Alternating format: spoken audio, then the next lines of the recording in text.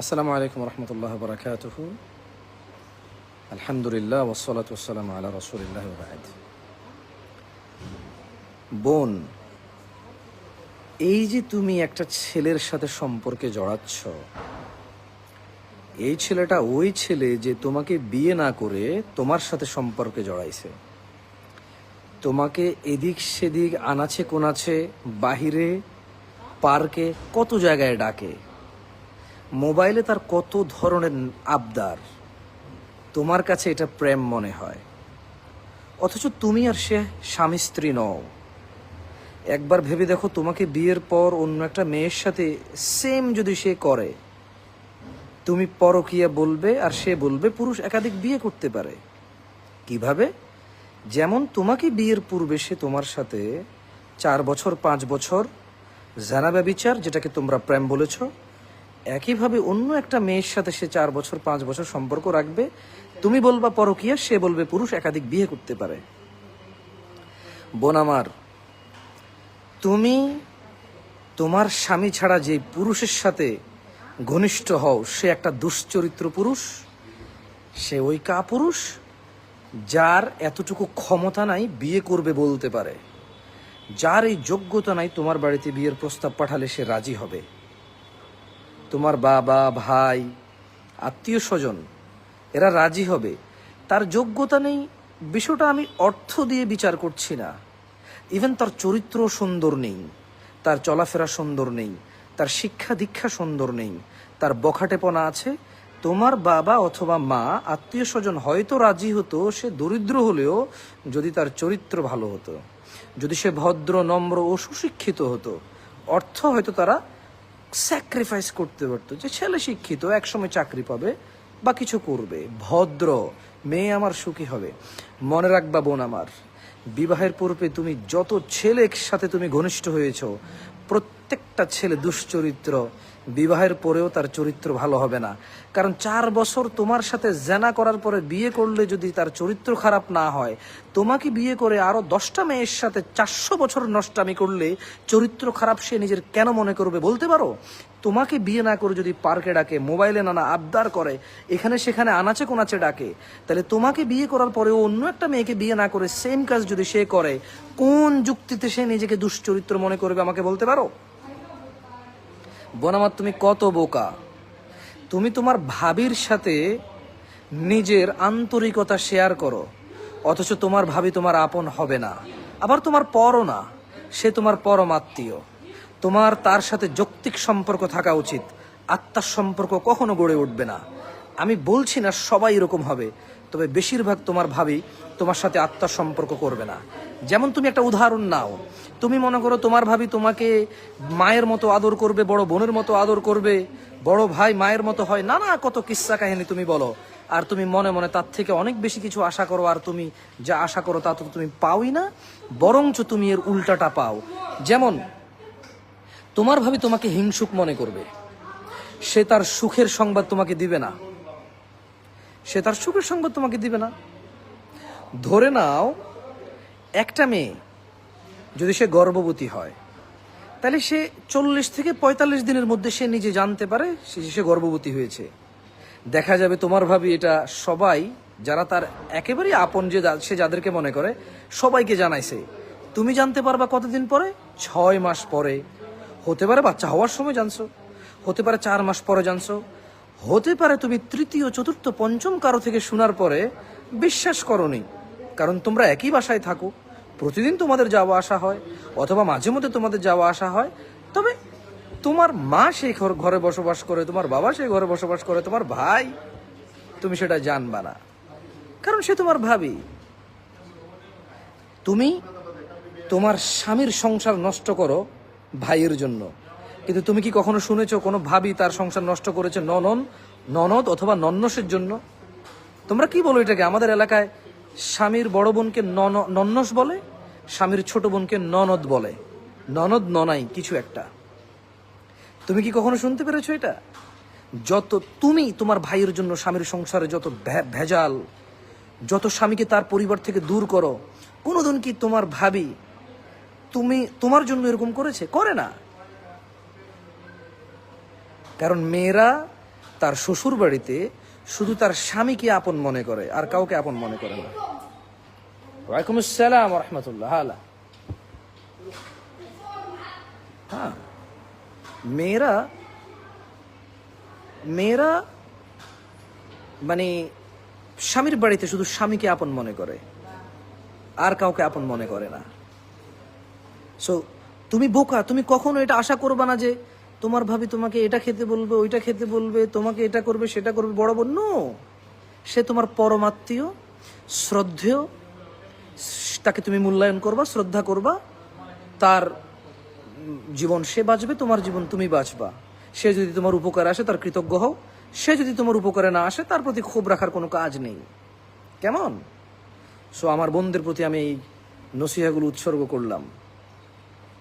তোমরা বোকার স্বর্গে বসবাস করো। নিজে একটা এমন ছেলেকে বিয়ে করো যেই ছেলে তোমাকে বিয়ে না করে 4 বছর কথা বলে, এটাকে দুশ্চরিত্রতা মনে করে না। নিজে এমন একটা ছেলেকে বিয়ে করো যে ছেলে তার বিয়ের খবর তার মা বাপকে বলতে পারে না, বলে যে এটা এখন গোপন থাকবে, পরে 3 বছর 4 বছর পরে তোমাকে তুলে নেবে। আরে এমন কাপুরুষকে কেন বিয়ে করবা? যে কাপুরুষ বিয়ের এলান করতে পারে না, সে একজনকে বিয়ে করছে সেটা সে বলতে পারে না, এর চাইতে নিম্নমানের কাপুরুষ আর পৃথিবীতে আছে? পুরুষের মধ্যে নানা রকম কাপুরুষ আছে, কিন্তু এর চাইতে সর্বনিম্ন কাপুরুষ আর কে?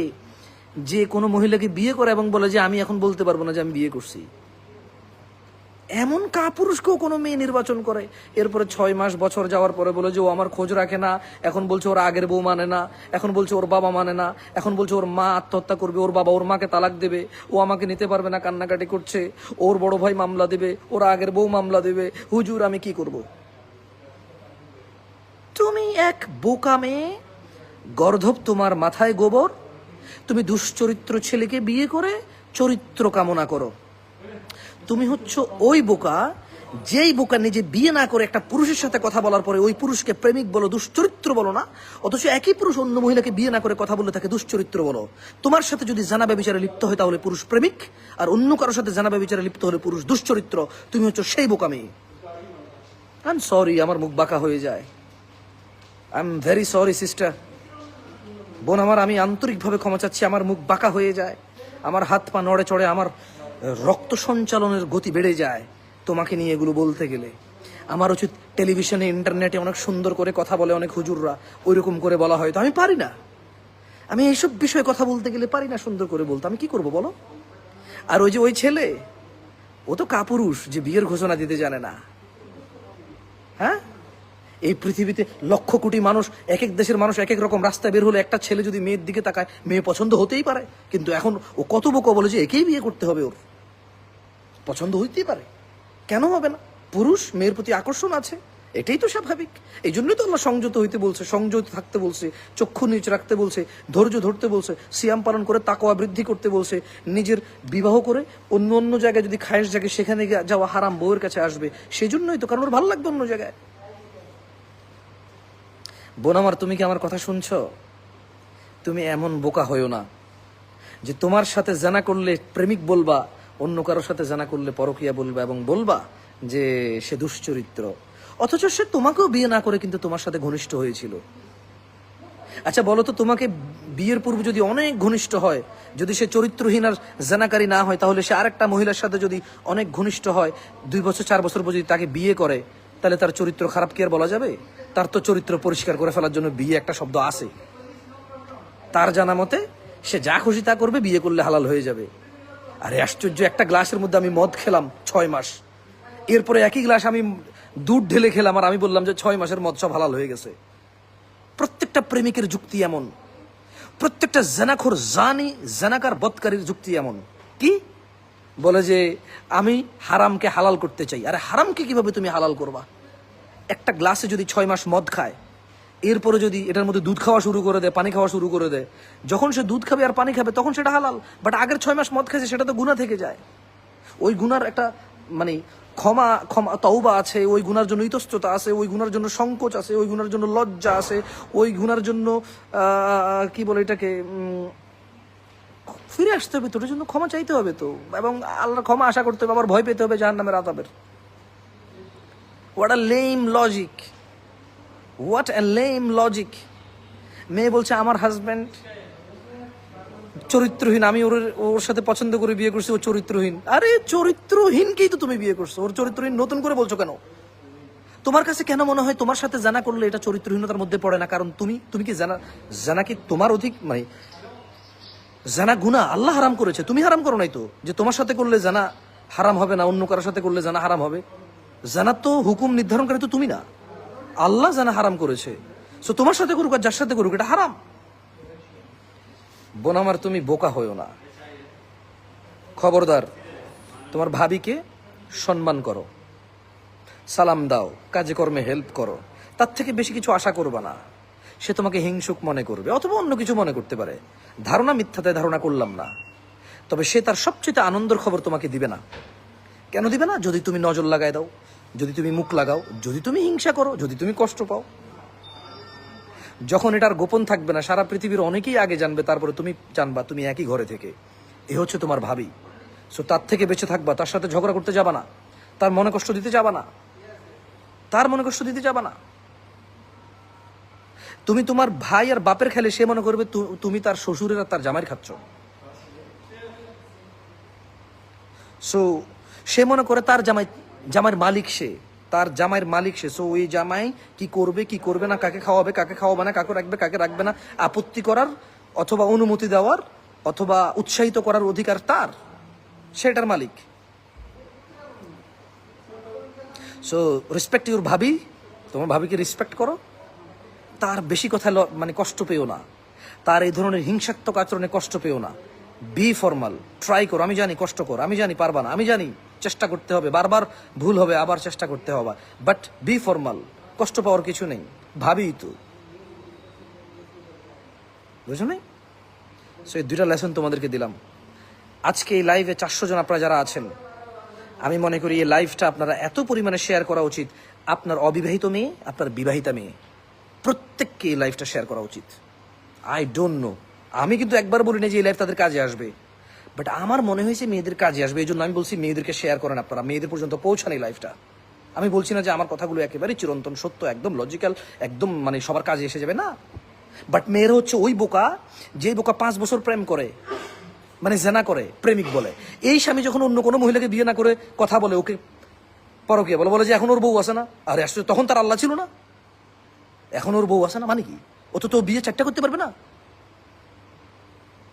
ও তোমার সাথে প্রেম করে 5 বছর বিয়ে করছে কেন? কারণ ও তোমার বিয়ে করা জায়েজ, এই জন্য বিয়ে করছে।